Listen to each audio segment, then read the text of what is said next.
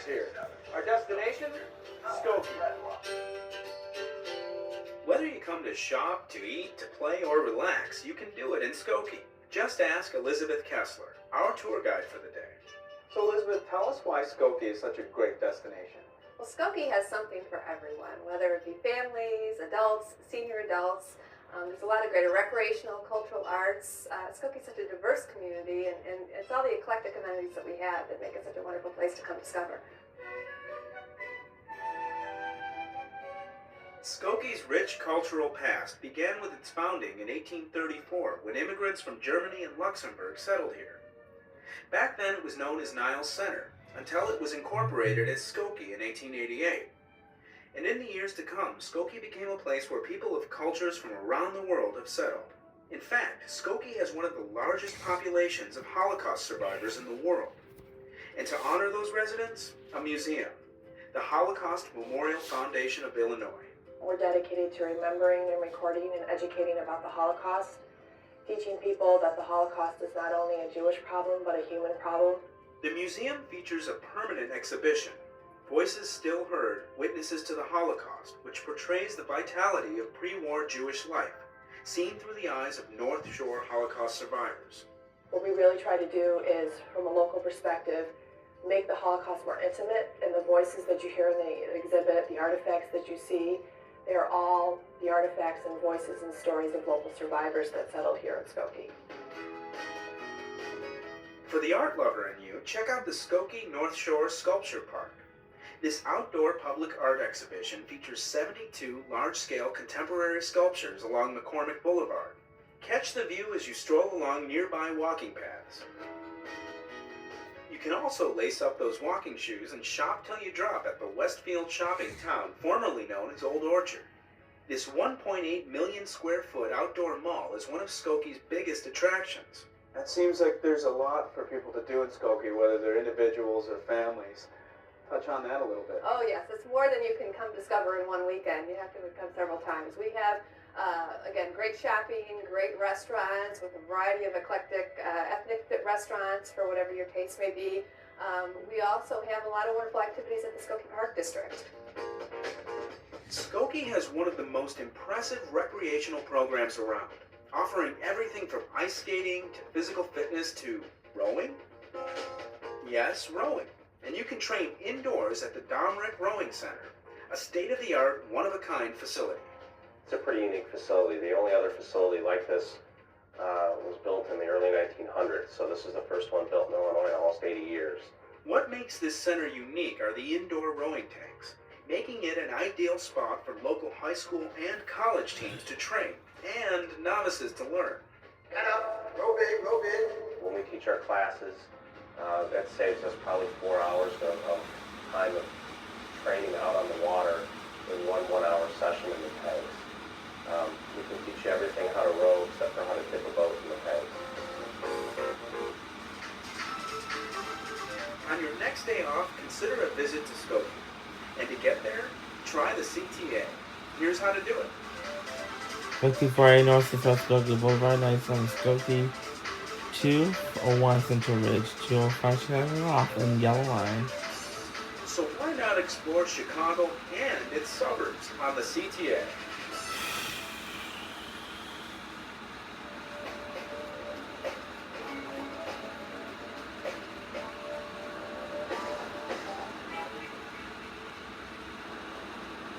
We're about halfway through our route on our way to our last stop, the Allstate Arena. To get there from here, we'll be riding on a CTA bus that talks. That's right. A voice now helps customers identify their destinations. And for you to understand how it works, all it takes is a little basic training. Route X49 Express to Evergreen Plaza. If you ride the CTA, that voice may sound familiar. It's the voice of the CTA's new automated voice enunciation system, improving the ride for customers and operators, like Quavel and Jackson. The new system makes my job much easier because the hearing impaired or visually impaired has a better opportunity of hearing and seeing the stops that's being called. Now they ask is where am I going? I'm going from Bryn Mawr and Elston to Harrison and Central. The automated announcement system operates just like a computer. Before the start of their route, bus operators enter their badge and garage numbers and their scheduled route. Then the system identifies the information and automatically sets up destination signs and announcements for that route. Diversity and health. By using modern navigation technology, including global positioning satellites and what we call logical positioning, the bus is able to identify where it is on its route and display the next stop on the route and make an announcement approximately 400 feet before each stop. What this system does is provide consistent, clear announcements to everyone. It's much easier to understand. CTA customers like Brandy Walls notice a difference with the automated announcements.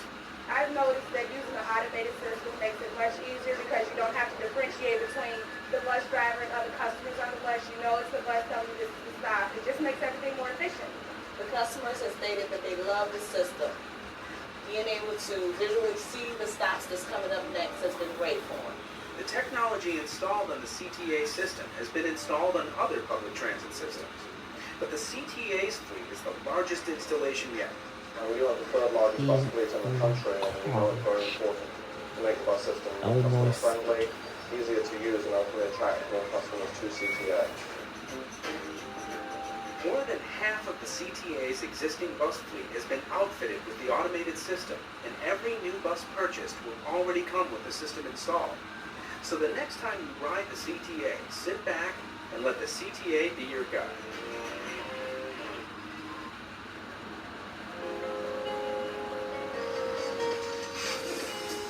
In its ongoing effort to meet customers' needs, the CTA periodically conducts service experiments. As part of a service experiment that started in August 2003, the CTA made some changes to bus routes serving customers along both North and South Lakeshore Drive.